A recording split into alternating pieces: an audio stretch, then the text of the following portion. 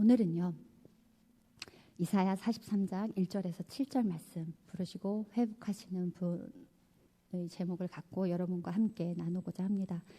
우리 말씀 함께 읽도록 하겠습니다. 야곱아, 너를 창조하신 여호와께서 지금 말씀하시느니라.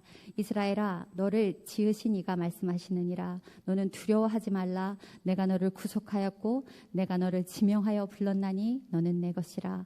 네가 물 가운데로 지날 때에 내가 너와 함께 할 것이라. 강을 건널 때에 물이 너를 침몰하지 못할 것이며 네가 불 가운데로 지날 때에 타지도 아니할 것이요 불꽃이 너를 사르지도 못하리니 대전하는 여호와 내 하나님이요 이스라엘의 거룩하니요 내 구원자임이라. 내가 애굽을 너의 속량물로 구스와 스바를 너를 대신하여 주었노라. 내가 내 눈에 보배롭고 존귀하며 내가 너를 사랑하였은즉 내가 내 대신 사람들을 내어주며 백성들이 내 생명을 대신하리니 두려워하지 말라. 내가 너와 함께하여 내 자손을 동쪽에서부터 오게 하며 서쪽에서부터 너를 모을 것이며 내가 북쪽에게 이르기를 내노라. 남쪽에게 이르기를 가두어 두지 말라. 내 아들들을 먼 곳에서 이끌며 내 딸들을 땅끝에서 오게 하며 내 이름으로 불려지는 모든 자 곧 내가 내 영광을 위하여 창조한 자를 오게 하라. 그를 내가 지었고 그를 내가 만들었느니라. 아멘. 오늘의 말씀은 예언서로서 그 저자는 바로 이사야 선지자입니다. 이사야 선지자는요, 이 예언서에서 유다에 대한 예언과 열방에 대한 예언, 그리고 주의 날에 대한 예언, 또 심판과 축복, 역사적인 사건, 그 다음에 이스라엘 구속에 대한 약속, 구속자 메시아에 대한 예언, 그리고 구속의 성취에 대해 이야기하고 있는데요. 즉 이사야 선지자는 하나님의 백성들이 하나님을 떠나서 계속해서 죄를 짓는다면 하나님의 징벌을 받을 수밖에 없다는 것을 거듭 경고하면서요, 회개하고 하나님께 돌이켜야 함을 말하고 있는 것입니다. 자, 그러면서도 우리 하나님이 얼마나 사랑이 많으신 분이신지를, 그리고 우리에게 얼마나 놀라운 약속들을 주셨는지 이사야 선지자는 우리들에게 알려주고 있으며, 또한 회개를 통해서 하나님께 돌이키기를 선포하는 그 중에도 끊임없이 하나님의 백성들을 위로하고 있다는 것입니다. 그중 오늘의 본문은요, 구속에 대한 약속의 부분으로서 돌아온 탕자를 향한 자비하신 아버지의 마음으로 하나님은 이스라엘을 부르시고 회복하실 것을 말씀하고 계신 내용인데요. 43장의 전장인 42장에서 이사야 선지자는 유다 백성을 향해요, 18절을 보면 너희 못 듣는 자들아 들으라, 너희 보지 못하는 자들아 밝히 보라 선포하며, 유다 백성들이 하나님의 말씀을 듣지도 못하고 하나님의 말씀을 통해 자신들의 상태를 보지도 못함을 지적했는데요. 이는 육신의 귀가 들을 수 없는 상태를 말하는 것이 아니라 그들은 듣긴 들었지만 그 말씀을 외면하고 순종치 않고 불순종했기 때문에 결국 이들의 최후는 멸망의 낭떠러지로 떨어지는 것뿐이었습니다. 그러게 우리에게 이사야 선지자가 말하고자 하는 것은 하나님의 말씀을요, 귀로만 듣는 것이 아니라 마음으로 듣고 마음을 통해 마음으로 자신의 죄악됨을 발견하는 눈을 통해 회개하고 돌이키라고 선포하고 있는 것입니다. 이를 볼 때 42장의 경고의 메시지는 오늘의 본문인 43장에도 연이어서 그 42장의 경고의 메시지가요, 43장에도 연이어서 계속해서 이어질 것 같아요. 선포될 것 같아요. 그런데 우리의 예상과는 달리 본문 1절을 보면 야곱아, 너를 창조하신 여호와께서 지금 말씀하시느니라. 이스라엘아, 너를 지으신 이가 말씀하시느니라. 너는 두려워하지 말라. 내가 너를 구속하였고 내가 너를 지명하여 불렀나니 너는 내 것이라. 이렇게 말씀을 시작하고 있다는 것입니다. 이는 이스라엘이 철저히 하나님의 주권적 선택에 의해 형성되었음을 말씀하시면서 야곱과 이스라엘이 죄악의 상태에 있다 하더라도 하나님은 그들의 회복을 기다리시며 그들을 돌보실 것임을 약속하고 계시다는 것입니다. 그 이유는 야곱아, 너를 창조하신 여호와께서 라고 말씀하신 것처럼 그들을 창조하시고 생명을 주시고 또한 그들을 한 민족으로 만드시고 너는 두려워하지 말라. 내가 너를 구속하였고 내가 너를 지명하여 불렀나니 너는 내 것이라. 즉 언약의 백성으로 세우셨기 때문입니다.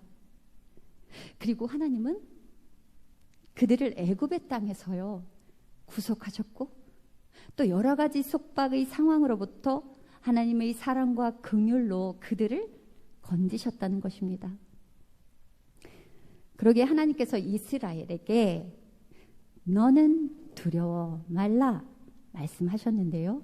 이 말씀은 42장 25절의 마지막 내용, 그러므로 여호와께서 맹렬한 진노와 전쟁의 위력을 이스라엘에게 쏟아 부으심에 그 사방에서 불타오르나 깨닫지 못하며 몸이 타나 마음에 두지 아니하는도다와 관계가 있습니다. 앞장에서 하나님은 심판의 하나님이셨는데요. 그러나 이제 하나님을 심판의 하나님이 아닌 소망의 하나님이심을 깨닫고 하나님만을 바라보고 의지하라는 뜻으로 이스라엘을 위로하고 계시다라는 것입니다. 사실 이사야서는요 크게 두 부분으로 나누어집니다. 그래서 1장에서 9장까지는 하나님의 공의로우신 심판을 선포하는 내용으로서요 우상 숭배와 그리고 인간의 환난의 가운데에 그 환난 가운데 하나님을 의지하지 않고 나 자신 그리고 세상의 힘을 의지하고 의존하고 또한 약자를 억압하는 사회적인 범죄와 도덕적 타락이 심판의 원인이 되었음을 말하고 있습니다. 다음 부분으로는 40장에서 66장까지는 하나님의 백성들이 회복되리라는 희망의 메시지를 전하고 있습니다. 그래서 즉 하나님의 심판과 아울러 회복의 약속과 함께 우리의 구원을 허락하심을 말씀하고 계십니다. 하나님께서는 저와 여러분 모두를 향해서 얘기하고 계시는데요. 하나님은 우리에게 계획을 갖고 계세요. 우리는 몰라. 왜 우리는 그걸 못 느낄까요? 듣는 귀, 보는 눈이 없기 때문인데요. 저와 여러분 모두를 향한 계획을 갖고 계시고 우리를 부르셔서요 목적이 있는 삶을 살게 하시는데요.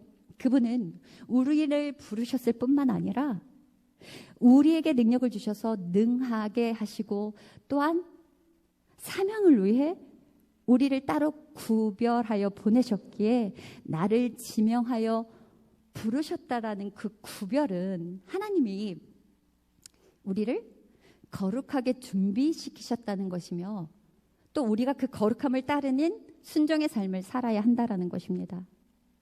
자, 우리가 하나님에 속해 있기 때문에 하나님께서 우리를 해로움으로부터 지켜주시고 실패가 우리를 넘어뜨리지 못하도록 항상 함께하여 주시고 그리고 우리가 세상을 의지하지 않고 하나님을 전적으로 신뢰하는 사람들로서 늘 하나님만 바라보고 있을 때 하나님께서는 우리와 함께 늘 하신다라는 것입니다. 그러므로 세상을 살면서 거대한 시험과 두려움의 한복판에서도 우리가 하나님을 떠나 죄 가운데 있지 않고 하나님께 모든 것을 맡기기만 한다면 오히려 우리를 강하게 하셔서요, 당신의 능력과 힘 가운데 행하게 하실 것입니다. 여러분, 우리는 하나님에 속한 자들입니다. 다시 말해 우리는 아버지의 자녀들입니다. 너는 내 것이라. 이처럼 확신을 주는 감격적인 말씀이 또 어디 있겠습니까? 우리가 하나님께 속한 자들이기 때문에 우리를 늘 보호하시고 돌보시고 늘 우리와 함께 계신 분이심을 기억하고요, 그분을 신뢰함으로 그 어떠한 상황도 승리할 수 있음을 온전히 믿으시는 여러분이 되시기를 기도합니다.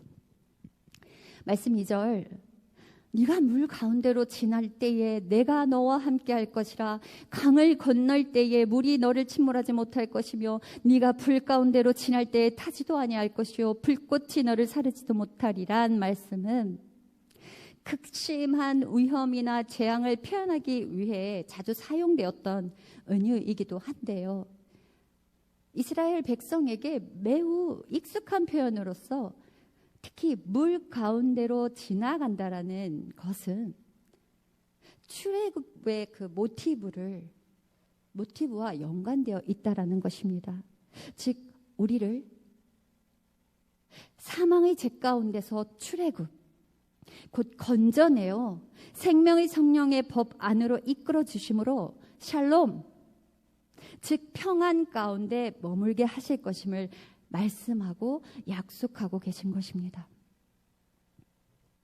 그래서 3절, 대저 나는 여호와 내 하나님이요 이스라엘의 거룩한 이요 내 구원자임이라. 내가 애굽을 너희의 속량물로 그수와 스바를 너를 대신하여 주었노라 하신 말씀은 하나님께서 자기 백성을 위하여 다른 열방을 희생시키면서라도 당신의 백성을 구원하심으로 택한 자를 위한 어떤 것? 특별하신 사랑과 역사의 흐름을 주관하시는 하나님의 절대적인 주권을 보여주고 계시다는 것입니다.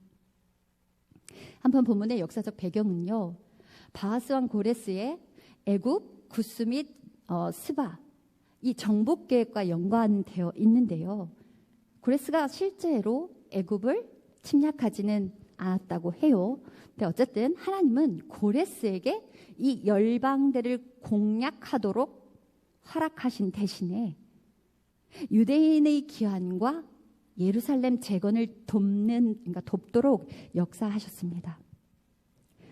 4절 말씀, 네가 내 눈에 보배롭고 존귀하며 내가 너를 사랑하였은즉 내가 너 대신 사람을 내어주며 백성들이 내 백성을 대신 내 생명을 대신하리니. 아멘. 하나님이 이스라엘을 구원하신 것은 그들이 다른 민족들보다 월등하게 선하거나 의로워서가 아니라 오직 당신의 주권적인 사랑에 기인하여서요, 그들을 보배롭고 존귀하게 여기셨다는 것입니다. 베드로 1장 7절과 19절을 보게 되면 너희 믿음의 확실함은 불로 연단하여도 없어질 금보다 더 귀하여 예수 그리스도께서 나타나실 때에 칭찬과 영광 존귀를 얻게 할 것이니라. 오직 흠없고 점없는 어린 양 같은 그리스도의 보배로운 피로 된 것이니라. 우리가 그 은혜를 늘 감사하며 어떠한 어려움이 우리에게 닥쳐와 사방이 모두 막혔을 것 같은, 그래서 정말 죽을 것 같은 그 상황 가운데 여러분, 하늘을 보시는 여러분들이 되시기를 기도합니다. 하늘은 언제나 여러분을 위해 열려 있습니다. 절대 잊지 마시기 바랍니다. 이어서 5절, 두려워 말라, 두려워하지 말라. 내가 너와 함께하여 내 자손을 동쪽에서부터 오게 하며 서쪽에서부터 너를 모을 것이며. 이 말씀은 유대인 포로 귀환 예언과 관련된 것으로서요. 본절의 예언은 BC 538년 고레스 칙령으로 성취가 되었습니다. 그리고 1절 너는 내 것이라 하신 감격의 말씀과 더불어서 하나님께서는 이 5절 말씀에 내가 너와 함께 하여 라는 말씀으로요. 늘 임마누엘의 하나님으로 당신의 자녀와 언제나 함께 하시겠다는 위로를 우리에게 주시고 있는데요. 여러분, 혹시 혼자라고 여겨지실 때가 있으십니까? 하나님은 여러분의 모든 상황 가운데 함께하고 계시며 여러분 옆에서 변함없이 여러분을 돕고 계심을 기억하시고 힘을 얻는 여러분들이 되시기를 기도합니다. 자, 말씀 6절을 보면 내가 북쪽에서 이르기를 내놓으라 남쪽에게 이르기를 가두어 두지 말라 내 아들들을 먼 곳에서 이끌며 내 딸들을 땅끝에서 오게 하며 이 말씀은 하나님께서 온 땅을 그러니까 온 세상을 창조하셨으며 또 온 세상을 다스리는 통치권을 갖고 계시기에 따라서 하나님께서 세상을 향하여서요 그의 백성으로 하여금 시온으로 향할 수 있도록 내놓으라 이렇게 명령하시는 것은 당연하게 하실 수 있는 일인 것이며 따라서 이제 땅은 그 명령에 어떻게 해야 돼요? 순종해야 하는 것입니다. 오늘의 본문의 마지막 말씀인 7절 내 이름으로 불려지는 모든 자 곧 내가 내 영광을 위하여 창조한 자를 오게 하라 그를 내가 지었고 그를 내가 만들었느니라는 말씀은 하나님의 창조적 목적 특히 땅 위에 그의 택한 백성을 두신 목적은 바로 무엇이다? 그것은 바로 하나님의 영광 때문입니다. 말씀 에베소서 1장 5절에서 6절은 그 기쁘신 뜻대로 우리를 예정하사 예수 그리스도로 말미암아 자기의 아들들이 되게 하셨으니 이는 그가 사랑하시는 자 안에서 우리에게 거저 주신 바 그의 은혜의 영광을 찬송하게 하려는 것이라. 아멘. 그러기에 우리의 사명은 주 여호와를 찬양하며 나의 영광이 아닌 그분의 영광을 위한 삶을 살아야 하는 것입니다. 우리가 이 땅에서 하나님의 사랑, 그 십자가의 사랑을 온전히 전하고 또한 그 십자가의 삶을 살아가야 합니다. 말씀을 정리하도록 하겠습니다. 하나님이 우리를 조성하시고 지명하여 부르시고 구속하여 하나님의 자녀로 삼으셨습니다. 이는 여러분과 저를 하나님의 백성으로 선택하셨다라는 의미인 것입니다.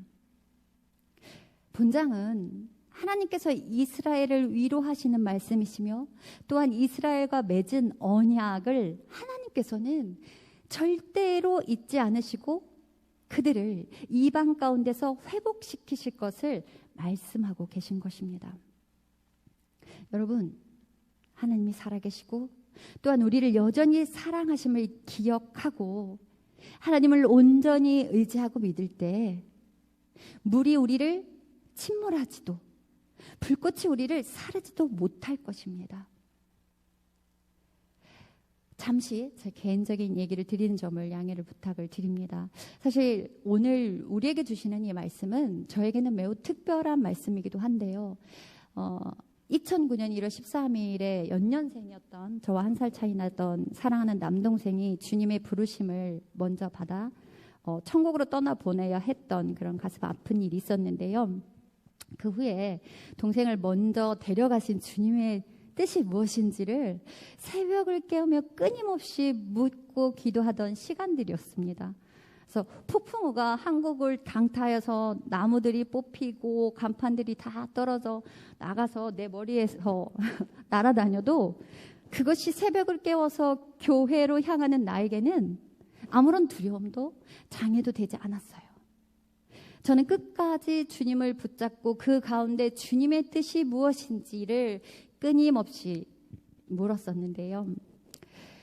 새벽을 깨워 그렇게 기도하는 시간이 어느덧 2년이 흘러서 2011년 1월 19일 그날도 여전히 새벽을 열어서요. 이런 아픔을 왜 겪어야 하는지, 그 이유가 무엇인지, 아버지의 뜻이 무엇인지 알 수 있도록 해달라고 기도했던 적이 있습니다. 변함없이 그날도 기도하고 집으로 돌아왔어요. 집에 돌아와 멍하니 앉아있는데 우연히 아닌 주님께서 분명하게 계획하신, 주님이 분명하신 계획하신 가운데에 제가 책꽂이에 영적 성장을 위한 기도 훈련이라는 책을 보게 됐어요. 항상 늘 꽂아 있지만 우리가 책들을 보다 보면 늘 항상 꽂아 있는데 보지 않는 책들이 분명히 있습니다. 그 중에 하나였는데 그 책을 뽑아서 책을 펼치는 순간 쪽지 한 장이 쑥 떨어졌어요. 그 시간 내게 선영아, 내 이름을 직접 부르시면서 주님의 뜻을 말씀으로 선포하고 계셨습니다. 저는 그 순간 그 은혜에 감격해서 한없이 울었던 날이 있었습니다. 선영아, 직접 부르셨어요. 자, 그 말씀이 바로 오늘의 본문 43장 1절에서 3절 말씀인데요. 그 쪽지 사진을 혹시 띄워주실 수 있어요? 네. 저기 보면 야곱아, 이스라엘아 대신에 선영아를 써서 넣은 말씀 쪽지인데요. 그게 96년도에 저걸 적어놨던 것이거든요. 근데 15년이 지난 2011년 1월인 그날에 정확히 제 이름을 부르시면서 말씀하고 계셨습니다. 제가 지금 이렇게 코팅을 했는데요. 그때는 그냥 종이였어요. 코팅된 종이가 아니라.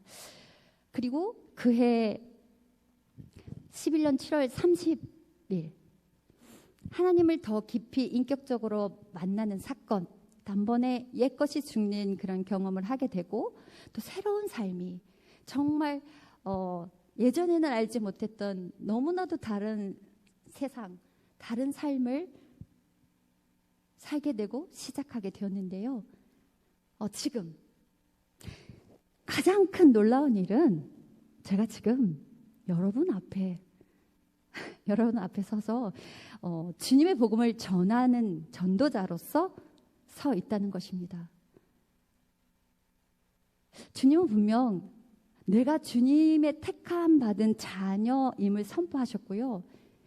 또 그 선포 후에 회개의 시간 또한 허락하셔서 1월 9일의 약속의 말씀이 그해 7월 30일 부르짖는 회개를 통해서 부르짖는 기도, 정말 애통하는 기도를 통해서 당신 안에 온전히 거하는 회복을 허락하셨다라는 것입니다.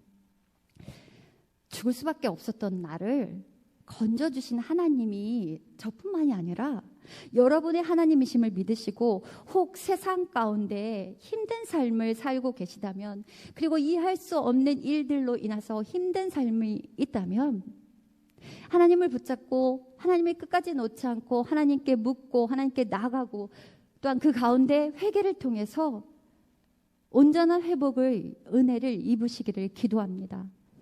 샬롬, 즉 평안함을 누리는 삶은 우리가 하나님 안에 속해 있을 때 누릴 수 있는 은혜인 것임을 기억하시고요. 우리 모두가 그 은혜를 누리는 하나님의 백성들이 되시기를 기도합니다. 기도하시겠습니다. 야곱아, 너를 창조하신 여호와께서 지금 말씀하시느니라. 이스라엘아, 너를 지으신 이가 말씀하시느니라. 너는 두려워하지 말라. 내가 너를 구속하였고 내가 너를 지명하여 불렀나니 너는 내 것이라. 아멘. 우리를 창조하시고 우리를 당신의 자녀로 부르시고 택하여 주시고 너는 내 것이라 말씀해 주시는 하나님, 참으로 감사하고 감사합니다. 우리가 하나님의 자녀다운 삶을 살아가게 하시고 우리가 하나님의 부르심에 합당한 자녀로서 온전한 회복의 삶을 살게 하여 주옵소서. 우리가 하나님은 거룩하신 분이심을, 그리고 심판하시는 분이심을, 또한 우리를 구원하시는 분이심을 잊지 않고 오직 주 여호와만을 찬양하며 온전한 예배를 드리는 하나님의 백성들이 다 되게 하여 주옵소서. 날마다 우리의 회복을 기다리시는 사랑만하신 예수 그리스도의 이름으로 기도드립니다. 아멘.